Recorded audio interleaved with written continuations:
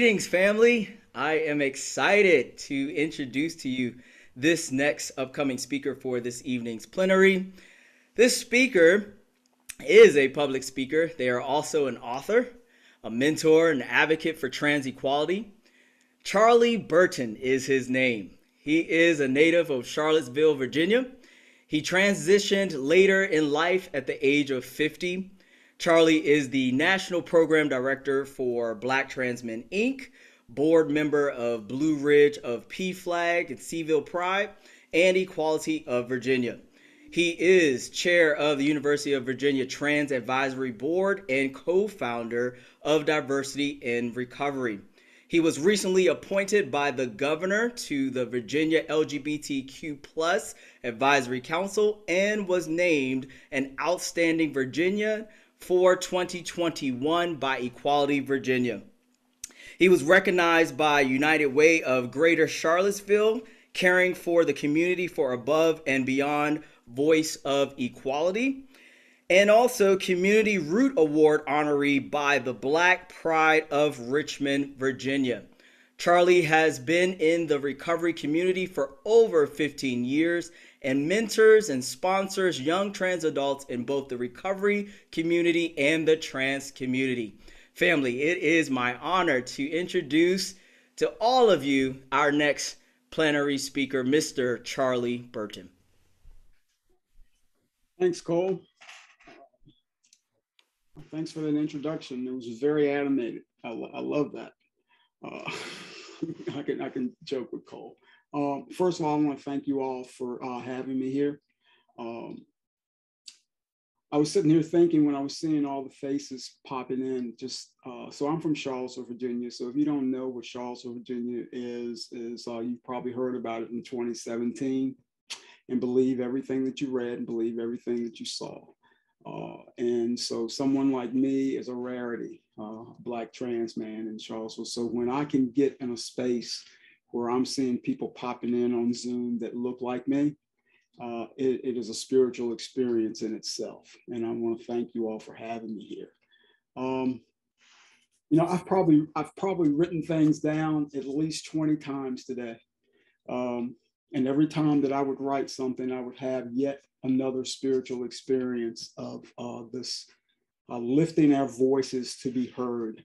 So I don't know about any of you, but as a leader of the trans community, sometimes my voice has to be silent, and sometimes my voice has to be loud and in people's face for people to be able to understand and hear.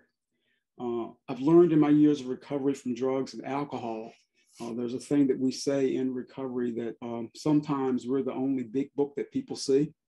And so I have to take that as well to my work in the trans community as an advocate. Sometimes it's not my voice, but my actions of what I do. And sometimes my actions are a stronger stomp, and sometimes it's a very silent pitter patter through the world.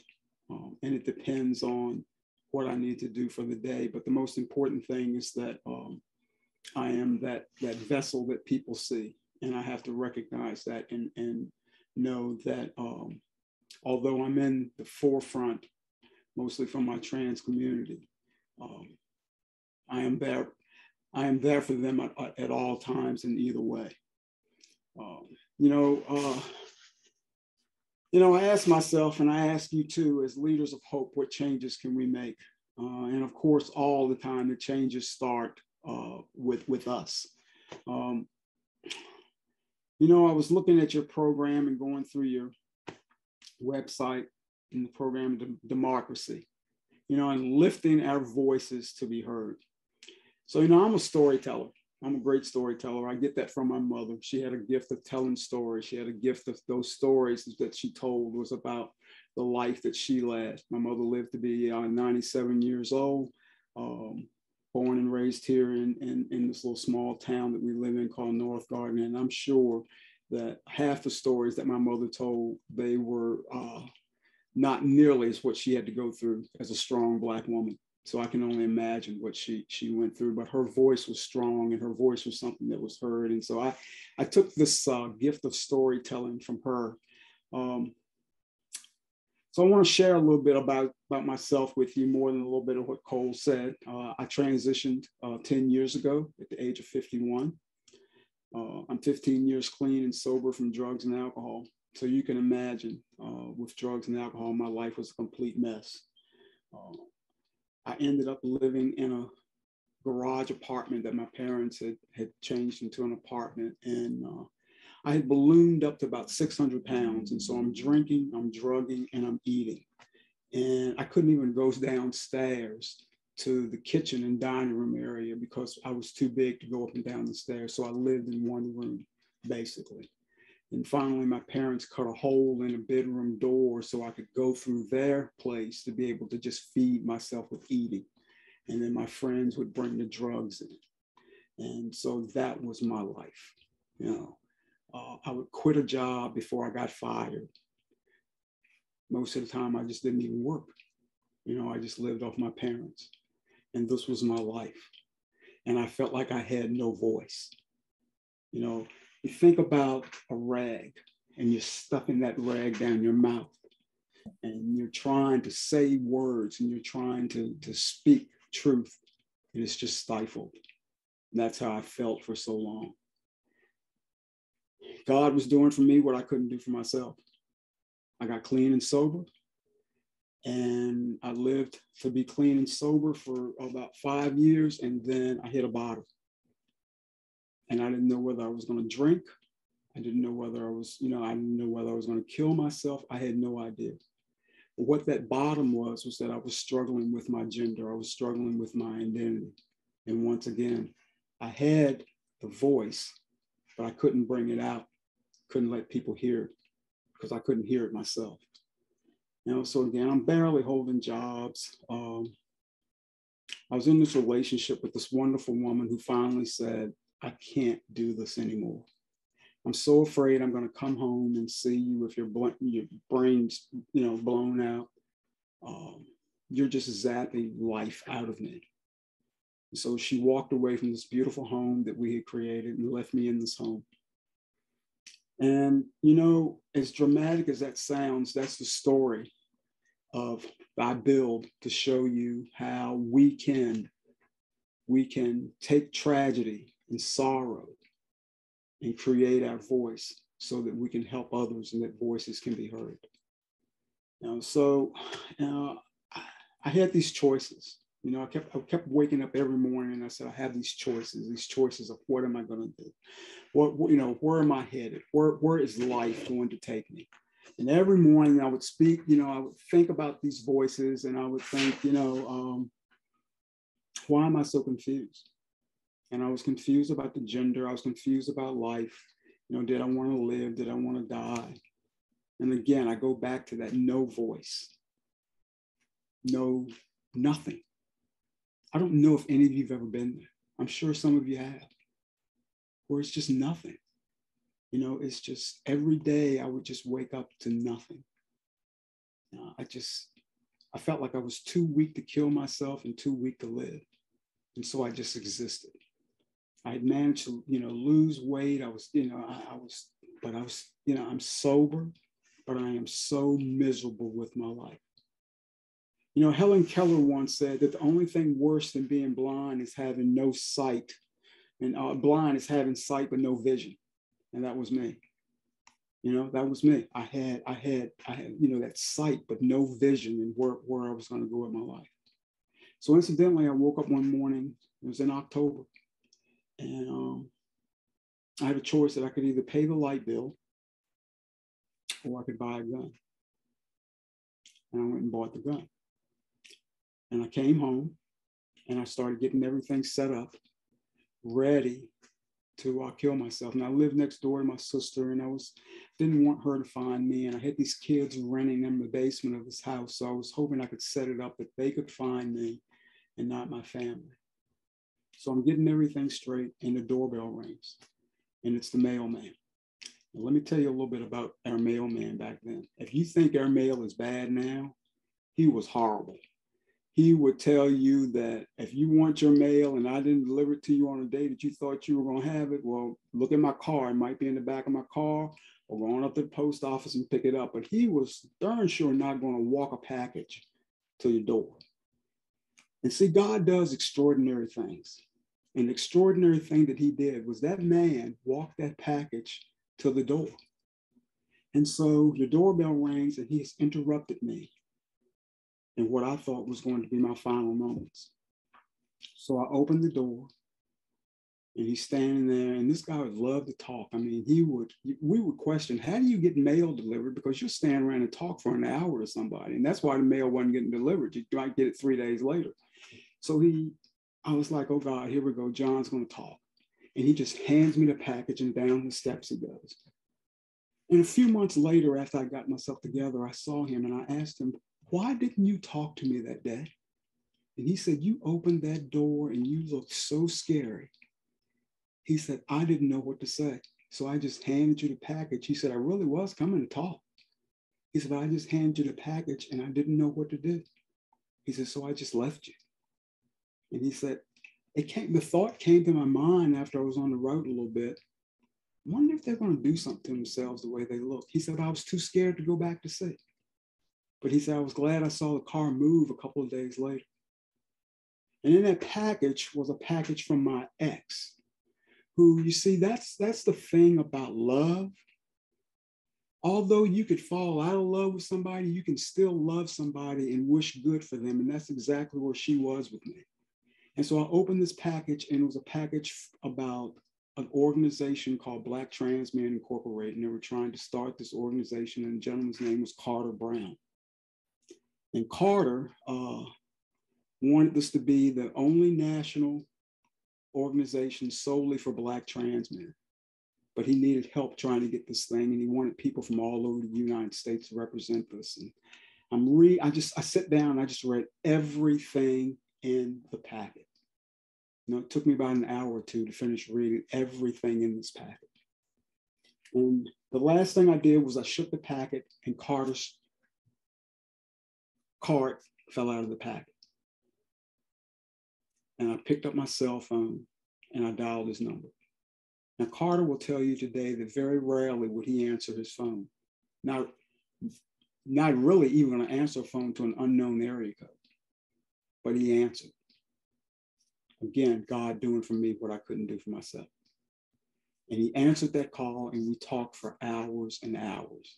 And at the end of that, Carter said, you know what, Charlie, you're somebody that's going to sound like one of these days you're going to help somebody else. And I said, Carter, I don't even have a voice to help me. And he said, just hang on, you'll have it. He said, didn't you tell me that you were 5 years sober? And I said, yes. He said, well, can you go to a meeting? And he said, when you go to that meeting, do me a favor, call me after you leave that meeting. Maybe you'll feel a little bit better. And I called him, and, you know, being drama, I said, I don't feel any better. He said, well, you must, because you're still alive. Give me a call tomorrow when you go back to another meeting. You say you're not working, you're not doing anything. So why don't you spend that time trying to get better? Because one day your voice is going to matter for somebody.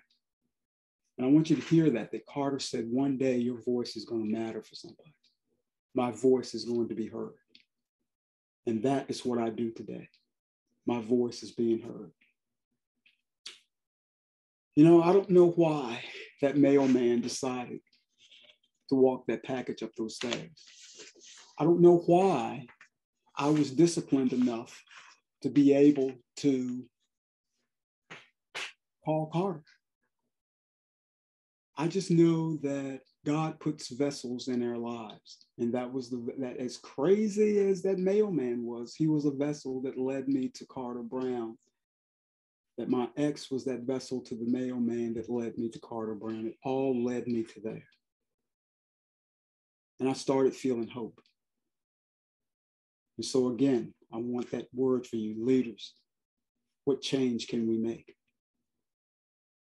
So I had the pleasure of meeting and being mentored by a man named Jonathan Thunderword. And I don't know if any of you know Jonathan, but Jonathan is quite a figure in the spiritual world. He has written a great book that I read from time to time, several times that Jonathan's written. And Jonathan ran the streets and hung out back in the day with Carl Bean. And so before I even knew who Carl Bean really was, I had heard Carl Bean's name by by Jonathan, by his stories of the disco days, you know, the days of hanging out in the club. And Jonathan taking that same path that Carl Bean took, that now he's a part of a spiritual movement. And so, you know, he talked about the old school days with Jonathan and about Carl. And then I started really looking into Carl Bean before Carl Bean became who Carl Bean is for you all today. Because of Carl Bean, that's why you're here. You know, because of Carl Bean's vision, because of Carl Bean wanting to make a change and letting his voice be heard. So, you know, it's ironic that Carl's voice was first heard back in the disco days, you know, but he didn't stop there. You know, that's a sign of a leader who wants to make change. You know, he saw that during the disco, he needed to have that song, you know, that anthem that Lady Gaga took off and made an anthem for the gay movement almost, you know. And so what was it? He was a disco star. He was an AIDS advocate. And then he didn't stop there. What was it, 1985, that he founded the church that is the name that you sit here today, that I see on the screens of the background, the virtual, that I have read up on, you know, that I knew a little bit about before I came in here today from Cole. You know, again, it is amazing how our vessels come our way. You know, Jonathan telling me the stories of Carl Bean and what they did back in the day, as Jonathan would always say. Let me tell you, that's what Jonathan would sit down sometime. He talks to me. He won't talk to you on a phone. He loves it. He loves that thing of that Facebook video. So we do this Facebook video. One of his famous things. Let me tell you what Carl and I used to do back in the day.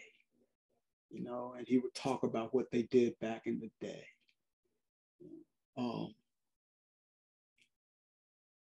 The changes that we make shouldn't become stagnant. You know, so and as I was studying and researching more about Carl Bean, I realized he didn't allow his changes to become stagnant. He just didn't stop at one thing. He kept going until he has made and has created and left a legacy of a movement for the Unity Church. That's a powerful, powerful thing for one man. But one person can make a difference. I see that one person can make a difference when I see the light that comes on in someone's eyes that I have sponsored and has been freed of the slavery and bondage of alcohol and drugs. And to see that light click on and to see people make a difference. I see that change when a young kid calls me in the middle of the night and says, you know what, I'm driving myself crazy because, you know, my ex won't accept me because I'm a trans man. And to see that person go through that chaos and come out on the other side a better person. A lot of the times we have to have the willingness to do that. But a lot of times we have to be the person to be the willingness for them until they can find it for themselves. That's what people did for me. So like I told you, I love to tell stories. I love to tell stories about the things that's happened to me. And one of the most important things for me where I really saw what changes I make and why I do what I do was Charleston, Virginia had their Pride Festival. And it was in 2012. And I'm tabling this event. And so I'm still very new in this, and I'm not really sure what I'm doing, but I agreed with Carter that I would put a table out for Charlottesville to see that there's a Black trans man incorporated group, an organization. So there's this young trans girl who keeps circling my table. And she had probably circled my table at least 10 times. And every time she would come, she would bring more people with her, more young girls with her. And then finally you could see it. she got that moment where she had the comfortability to open her mouth and have her voice. And she started asking questions.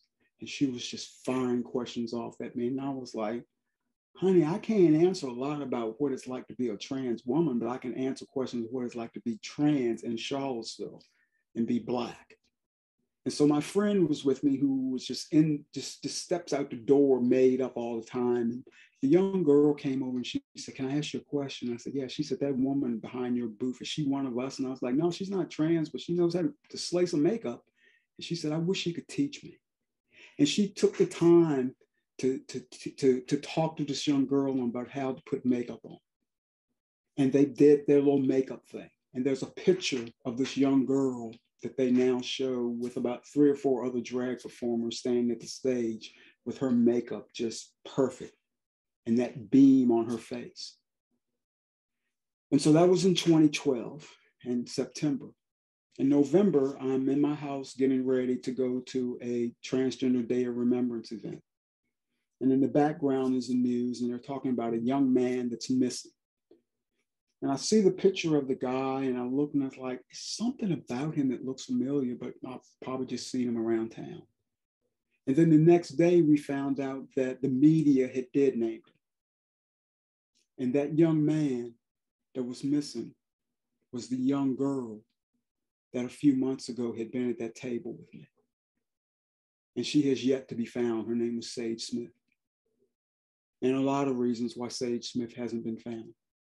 Because Sage was Black, Sage was trans, and Sage was from the hood. And so the police didn't do what they needed to do to be able to find Sage. And Sage is yet to be found. And this story has a story of positivity as well. Because I want to think that from September to November, Sage knew that in Charlottesville, Virginia, there were Black trans people just like her from being at that table, just like her. And I would, from September to November, I ran into her maybe 2 times at like one of the convenience stores. And she would always say, I'm trying to put my makeup on like that woman taught me. How do you think I look? And I would say, girl, you're looking good. And I just hope that whatever I did for Sage made a difference for her for those 2 months.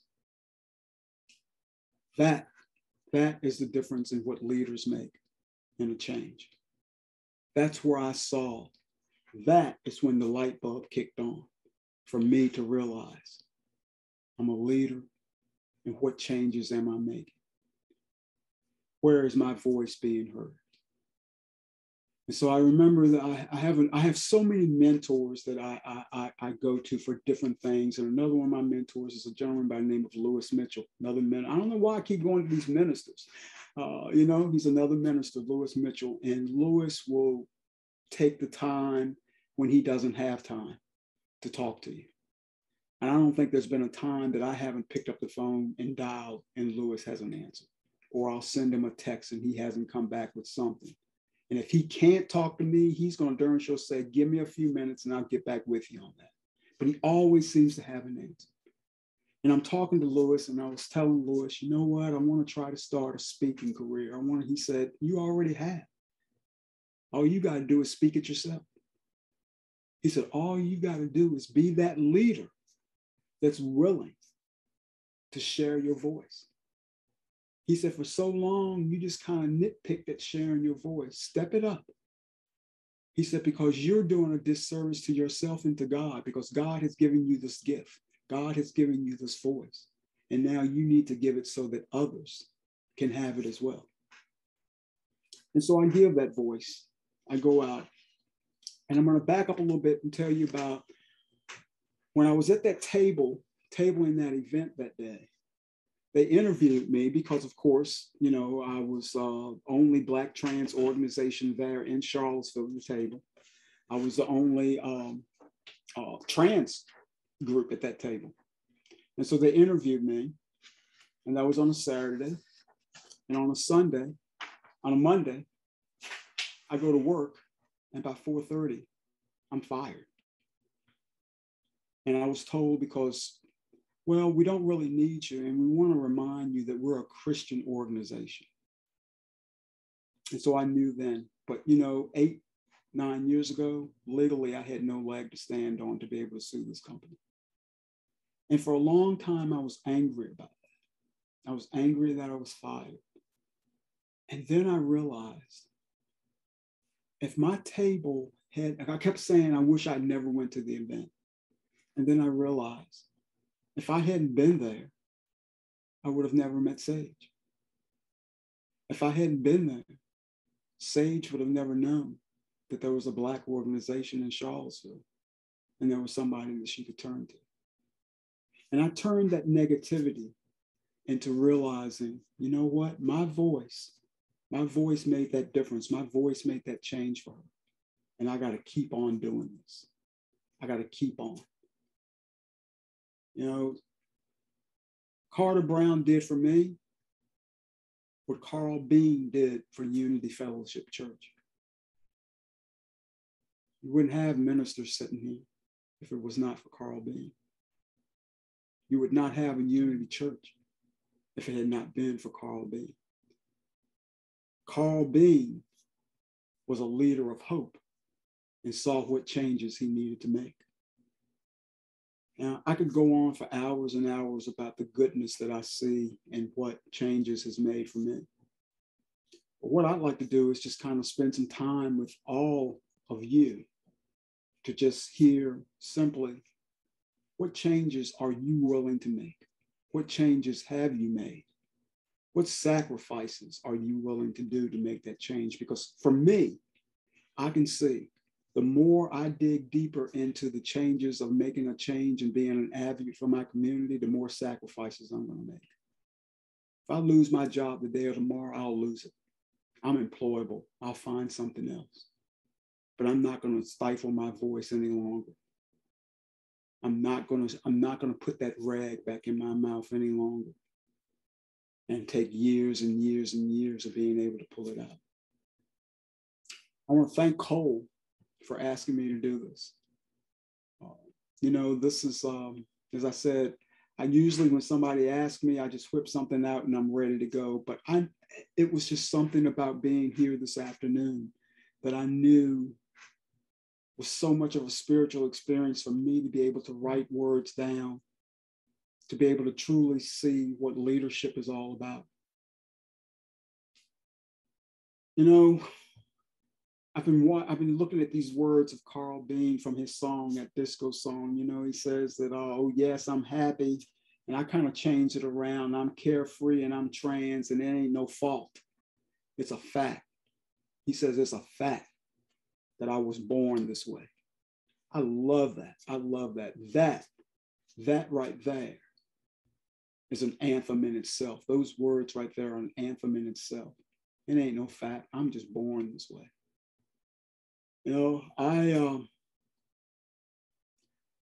I've been calling him Carl Bean, but at the end, I want to recognize him as Archbishop Bean.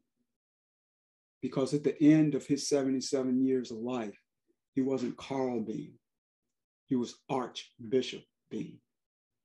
And what he created as an archbishop will live on for years to come. So you have your ministers here, you have your Diggins, and one day you'll have a minister Cole, and you'll have a minister someone else, all because of the vessel of Carl Bean.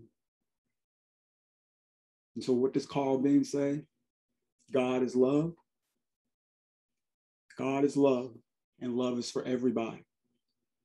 So I'm going to close it out. I'm going to throw it back over to Cole. I want to thank you for listening. I want to thank you for letting me kind of ramble on, and it has been an absolute pleasure. Thank you. Amen, amen. Thank you so much, Charley.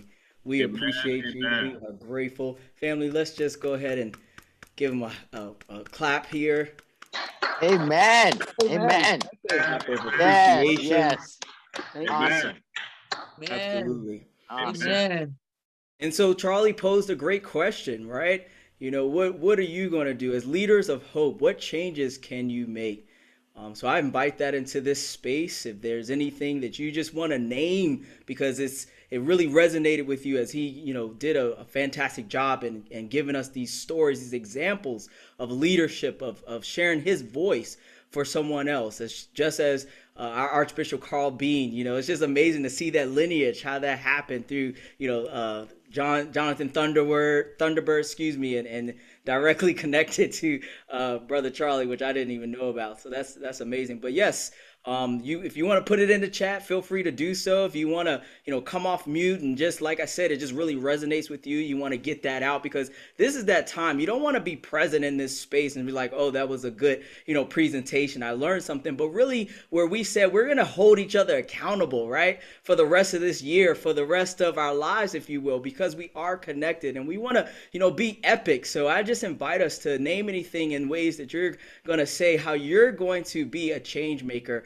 Anything that you're going to do to share your voice, if you want to share that, express that. And then also, if there's any questions, I'm sure, Charley, if you don't mind, if people have any questions they want to bring to you, but just want to give that space here and just let the spirit flow, if you will. Wonderful. I'm going to jump in, Cole. So we're going to use our reaction buttons. Remember, at the bottom of your screen, it says reactions, and then you have the option to raise your hand. So we'll acknowledge folks. Cole, if you would pay attention to the chat, I'll pay attention to the raised hands, and we can go forward. So first question, raised hand we have is Elder Washington. Yeah, I just want to jump in and say thank you, Charley, so much, and Cole, for the reaching out and the connection. What I'm really particularly paying attention to are the two people that you named as Lewis Mitchell, and I think was it John? The other Jonathan Thunderword. Jonathan, right? Both of them are connected to Carl, to Archbishop, right? And so what stands out for me is that we never know what our connections will do, what our voice will be to that one person, right? And who that one person will touch and reach. So our showing up as one of our new voices reminded us this morning that democracy is love in action, right? And that a willingness to realize that we are fighting for democracy because of love, because of the love for people. So thank you for the reminder that when you simply show up, right? And it might just be you, right? At the table or in the room, right? Nobody else is here. Why ain't nobody else here? Like, where the rest of the people? When you simply show up. And so I just appreciate you being willing, particularly there in Charlottesville, just to show up. And so what I commit to do is continuing to show up, and to show up in spaces, not just those that are going to help set me free and liberate me, but for my siblings who often don't feel like they have voice, right, in space. So thank you so much. Thank you, Dr. Washington. Just want to speak here. I see that Pastor Sonia Lee stated that she'll continue to use her voice and to be more transparent in our shared stories that changes lives. And just thank you for that. If anyone else wanted to give a comment, feel free to put that in the chat, or as Reverend Carlos said, you can also raise your hand. We'll make sure your voice is heard. So I raised my hand. I'll jump in here. So Charley, I identified with your story so much. I also, some years ago, found myself in a space of despair and wanting to take my very life. Even I'd gone through with it, but was unsuccessful. And I found myself in the psych ward on a mandatory hold. And that is where my male person came through, right? So I had this roommate who used the psych ward as a vacation because she had noisy kids at home, but she spoke to my life that very moment and just told me that there was more for me to live for. There was more that was required of me. And I left that space renewed and hopeful. And I had already been introduced to Unity Fellowship Church of Baltimore particularly, but that's where I knew that that was the place that I was to serve. That's where I knew that that was the place where, you know, for some aggressive lesbian that walked in, that, you know, people said he, and even in the affirming space wanted to put me in a box because I wore short hair and wore male clothes, that they thought I was identifying as a man.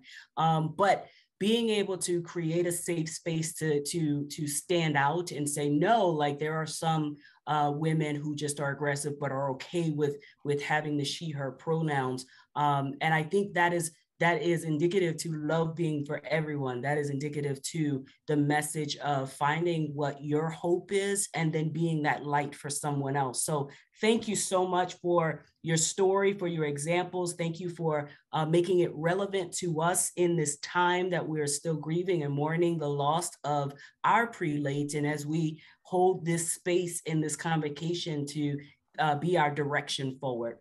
Thank you. Elder Janice, I see your hand. Thank you, Reverend Carla. Yes, I'm gonna. Thank you, Charlie. That was an amazing conversation, and it just reminds me that we don't need titles or positions, you know, to help someone else or to tell our stories. And oftentimes, when we're just being who we are, when we share, when we tell our stories, when we talk about, when we tell our truth and listen to others, how we can help someone else. So the fact that Carl Bean and Jonathan were hanging out and running around, and that story is carried on, I'm sure Archbishop at that time was not thinking about that he was going to be Archbishop. But he began by being his authentic self. So thank you for sharing that. And that is staying in my heart. We don't need titles. Just be you. That's it. That's awesome. Thank you so much, family. I just want to also offer the book that Charlie had mentioned by Jonathan Thunderword. It's called Christendom to Freedom, Journey Making with Black Trans Elder. Okay. So I will certainly put that in the chat here for everyone if you would like to get yourself a copy. And Mr. Charlie, I know you have a book coming out soon too, right? Yeah, mine will be early February of 2022. Excellent. What's the name of it, sir? The Boy Beneath My Skin, the journey of a Black trans man in the South.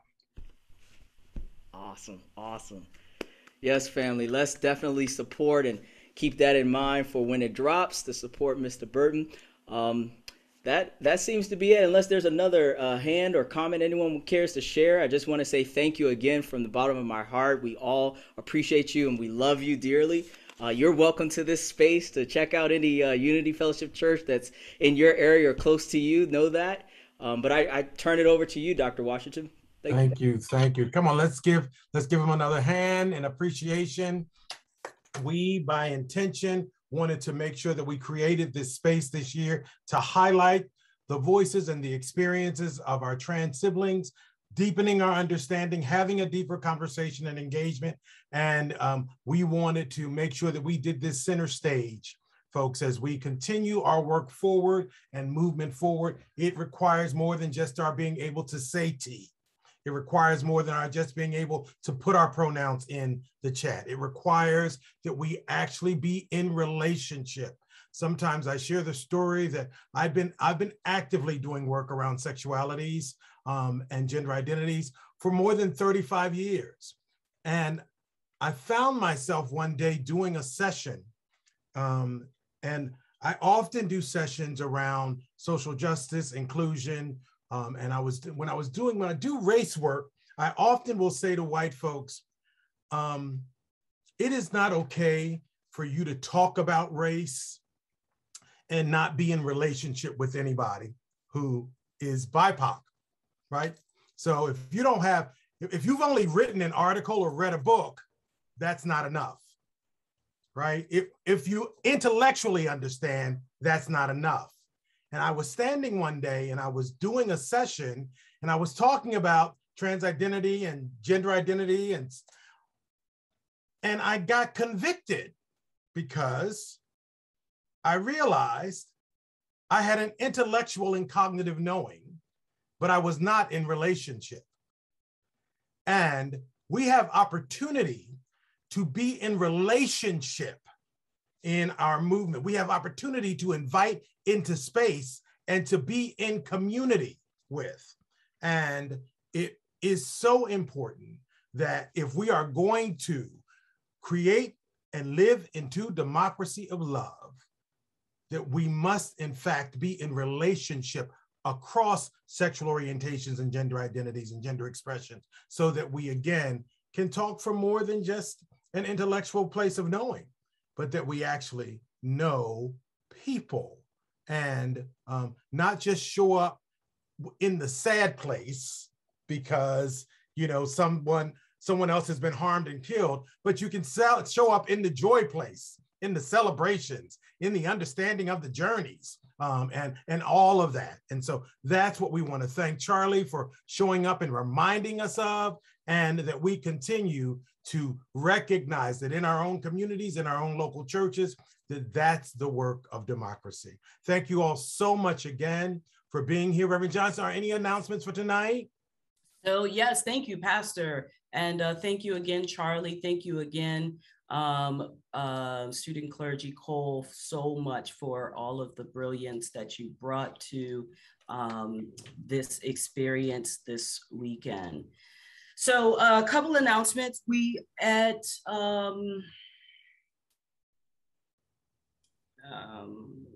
sorry, what time does it start? So at it's supposed to be 6:15. We'll have the green room open for everybody who's going to be a part of worship service tonight. Sorry, I'm trying to get there. So that would be Elder Parrish Harris, Elder Taylor, Deacon Lanita, Elder Washington, Bishop Holland, and if any of the other house of bishops will be on tonight, we will have the green room open and we will be transitioning to Restream. Everybody else, you can find the service on Facebook or YouTube. Please take a moment, if you haven't already, to subscribe to Unity Fellowship Church Movement YouTube page. We really appreciate it. There will be, for this evening, 7 p.m. Eastern time, the youth and young adult will have Free Your Mind and Peace Will Follow meditation session. That's the same time of the worship experience will be kicking off at 8 p.m. Eastern time. It's Friday night Eat and Speak. So the young folks will bring their own snacks, meet your friends from around the world and have some time together. And then at 9 p.m. Eastern Standard Time, it will be the virtual escape room, level up, level up, level up. And so that one, for folks who'll be joining that, there's a cash prize available. So please make yourself available. Again, tomorrow we'll be at this all again. I want to talk about Deacon Candidate Alex's workshop. We'll be back on tomorrow. We will send out an announcement that shows everybody the time. So please show up. Please show up. Thank you again, Charley. Pastor, I will pass it back to you just to close us out. All right. Thank you again. Thanks, everyone.